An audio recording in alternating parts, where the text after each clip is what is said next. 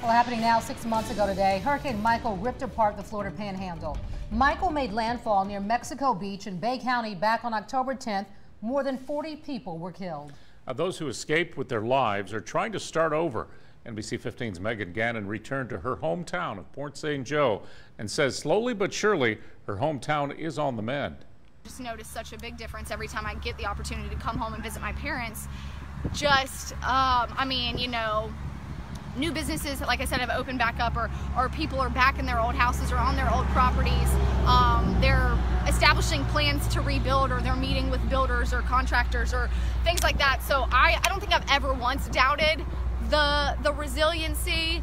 I maybe questioned the timing, like how long is this really going to take? And I know it's going to be a long process. I understand that this is not going to happen, you know, but celebrating little things like a new business opening, like a house literally being built from the ground up because it had to be demolished.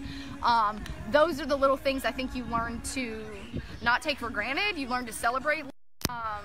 Yeah, I don't think I've ever doubted the strength and the power of this town. I know that it's going to come back, and I don't know that there's a way that it can be better, but I know it will be better than before because it was already pretty great to begin with. If you didn't know this area, if you've never been here, it's a hidden gem. And when you find out about it, there's a reason people come back. Well, Megan says it's the little things that now get her attention when she returns home. Things like open roads, sunsets, and the sound of the wind blowing off the bay. So many things you take for granted, and she did her whole upbringing, but now she really has a special love for it, I'm sure. She really does.